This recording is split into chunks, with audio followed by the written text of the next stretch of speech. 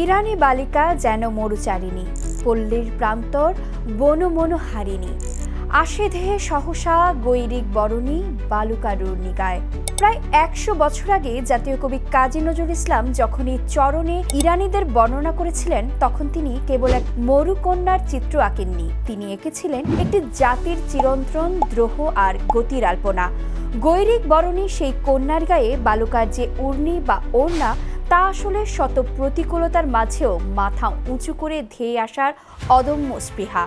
এই যে যুদ্ধবিরতি বলেও মার্কিন প্রেসিডেন্ট ডোনাল্ড ট্রাম্প চুক্তি না মানলে ইরানকে ধসিয়ে দেবার নতুন পরিকল্পনা এঁটে হুমকি দিচ্ছেন, পারস্যের এই লড়াকু জাতিকে কি তিনি শাসানি দিয়ে থামাতে পারবেন? অ্যানালাইসিসের আজকের বিষয় ট্রাম্পের আলটিমেটাম বনাম ইরানের মাইন্ড গেম। সঙ্গে আছি আমি বিথি দাস।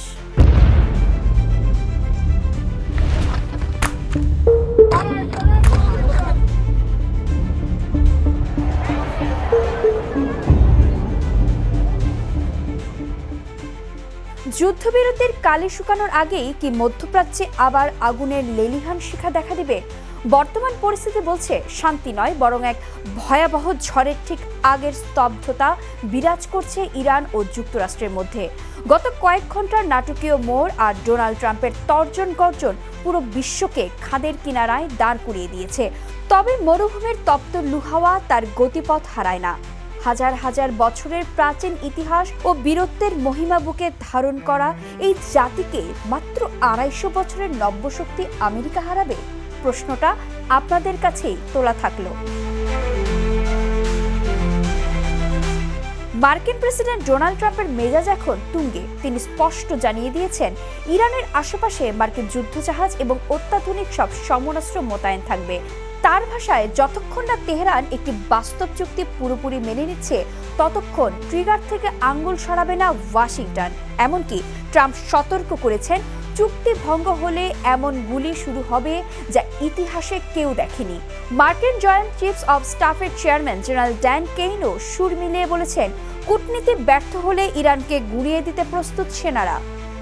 ট্রাম্পের এই দ্বিমুখী নীতির সবচেয়ে বড় প্রমাণ লেবানন। একদিকে ইরানের সাথে যুদ্ধবিরতির কথা বলছেন, অন্যদিকে ইসরায়েলকে দিয়ে লেবাননের ওপর বর্বরোচিত হামলা চালিয়ে যাচ্ছেন। নেতানিয়াহু তো পরিষ্কার জানিয়ে দিয়েছেন, লেবানন এই চুক্তির বাইরে। ইসরায়েল লেবাননের ওপর ভয়াবহ হামলা চালিয়ে অন্তত ২৬৪ জনকে হত্যা করেছে, যা ইরানকে ক্ষুব্ধ করে তুলেছে আরও। তেহরানের পররাষ্ট্রমন্ত্রী আব্বাস আরাকচি সরাসরি চ্যালেঞ্জ ছুড়েছেন, যুক্তরাষ্ট্রকে বেছে নিতে হবে, তারা যুদ্ধবিরতি চায় নাকি ইসরায়েলের মাধ্যমে প্রক্সি যুদ্ধ। তার মানে ইরানকে সরাসরি যুদ্ধে নামতে বাধ্য করার একটা ফাঁদ কি পেতে রাখলেন ট্রাম্প? আন্তর্জাতিক বিশ্লেষকদের মতে, আমেরিকার নিজেও সুবিধাজনক অবস্থানে নেই। লোহিত সাগর আর হরমুজ প্রণালীতে ক্রমাগত ড্রোন ও ক্ষেপণাস্ত্র হামলায় মার্কিন রণতরীগুলো ব্যাপক ক্ষতির সম্মুখীন হচ্ছে। ডলারের আধিপত্যে ধসনামা আর অভ্যন্তরীণ অর্থনীতি সামলাতে ট্রাম্পকে পিছু হটতে হয়েছে। মূলত ধুঁকতে থাকা মার্কিন বাহিনীকে নতুন করে সাজানো এবং মধ্যপ্রাচ্যে আরও শক্তিশালী যুদ্ধাস্ত্র সরবরাহের টাইম পেতেই এই নাটকীয় যুদ্ধবিরতি।